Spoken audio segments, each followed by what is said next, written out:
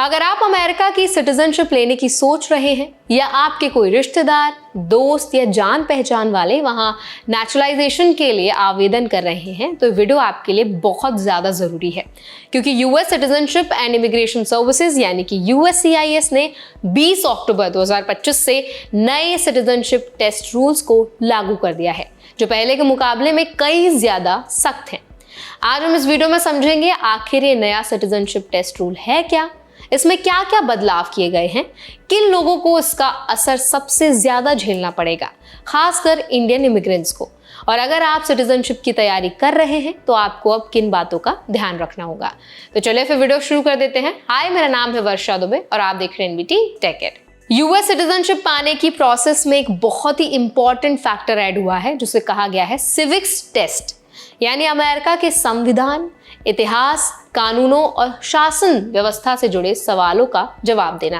पहले test comparatively बहुत आसान होता था, लेकिन अब इसे काफी ज्यादा चैलेंजिंग बना दिया है।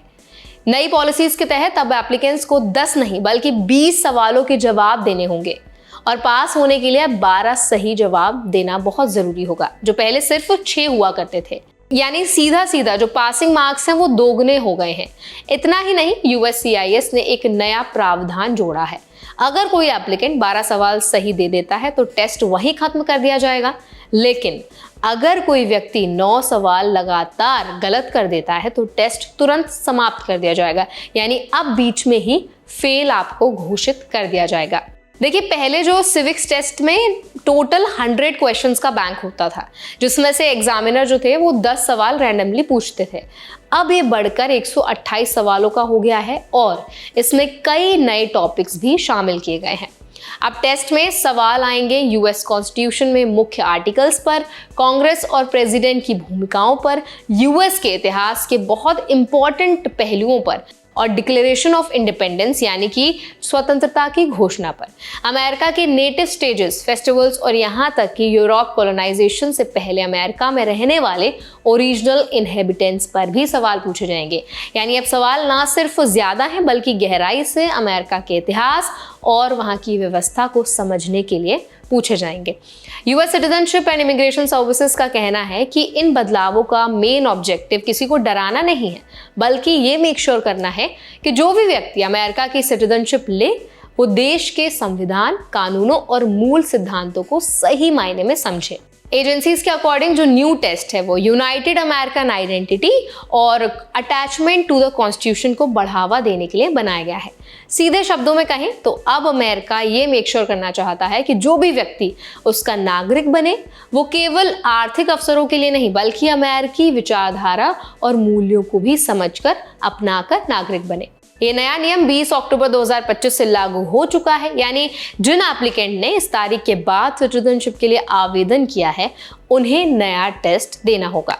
लेकिन अगर आपने इस तारीख से पहले आवेदन जमा कर दिया है तो आपके लिए 2008 वाला पुराना टेस्ट ही लागू रहेगा, यानी पहले से चल रहे केसेस पर नया नियम नहीं लागू होगा। साथ ही जिन एप्लीकेंट्स की उम्र 65 ईयर्स या उससे ज्यादा है और जो कम से कम 20 साल से अमेरिका के लॉफुल परमानेंट रेजिडेंट हैं, उन्हें इजी 10 क्वेश्चंस पर ही टेस्ट देने की छूट मिलेगी।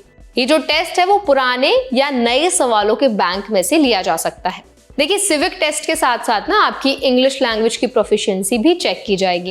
एप्लीकेंट्स को रीडिंग, राइटिंग, स्पीकिंग और लिसनिंग चारों में अपनी जो एबिलिटी है वो दिखानी होगी। यानी अब टेस्ट केवल नॉलेज बेस्ड नहीं बल्कि कम्युनिकेशन बेस्ड भी रहेगा। अब बात करते हैं सबसे इंपॉर्टेंट पहलू पर, जो है इंडियंस पर असर। हर साल बहुत सारे इंडियंस जो हैं वो अमेरिका की सिटीजनशिप के लिए अप्लाई करते हैं। इनमें tech professionals, health care workers, students और परिवार के लोग शामिल होते हैं। भारत से गए लोग अक्सर काम में इतने व्यस्त रहते हैं कि उन्हें सिविक्स टेस्ट की तैयारी के लिए सीमित समय मिल पाता है, लेकिन अब ये लापरवाही भारी पड़ सकती है, क्योंकि नए सवाल जो है वो बहुत डीपली पूछे जाएंगे। अमेरिका के कॉन्स्टिट्यूशन के बारे में पूछे जाएंगे, हिस्ट्री के बारे में पूछे जाएंगे और इन्हें आपको बहुत अच्छे से प्रिपेयर करना होगा। इसीलिए इंडियन एप्लीकेंट्स को अब टेस्ट प्रिपरेशन के लिए जो है वो ऑथेंटिक यूएससीआईएस स्टडी मटेरियल्स पढ़ने चाहिए। मॉक टेस्ट देकर प्रैक्टिस करनी बहुत जरूरी है और कॉन्स्टिट्यूशनल टॉपिक्स जैसे कि bill of rights, checks and balances, separation of powers, इनको ध्यान से समझना बहुत ज़रूरी है। इस बार याद करने से ज़्यादा कॉन्सेप्ट समझना भी बहुत इंपॉर्टेंट है। अगर आपको याद हो तो हमने एक वीडियो बनाया था जिसमें हमने पूरा शेयर किया था कि किस टाइप के क्वेश्चंस आपसे पूछे जाएंगे, एग्जैक्ट क्वेश्चंस की लिस्ट क्या है। तो यहाँ पर मैं वीडियो का लिंक शेयर कर दूंगी आपके साथ, तो आप वहाँ जाकर वो वीडियो चेक कर सकते हैं। वहाँ आपको पता चल जाएगा कि किस तरह के सवाल आपसे पूछे जाएंगे। तो अगर वीडियो आपको अच्छा लगा हो, एक बार फिर से आपने रिवीजन कर लिया होगा अच्छे से कि क्या क्या चेंजेस होने वाले हैं यूएस सिटीजनशिप टेस्ट के लिए और आपको कैसे प्रिपेयर करना है। तो अगर आपको वीडियो अच्छा लगा हो तो वीडियो को लाइक करें, शेयर करें। ऐसे और भी अपडेट्स के लिए हमारे चैनल NBT Tech Ed को भी ज़रूर सब्सक्राइब करें।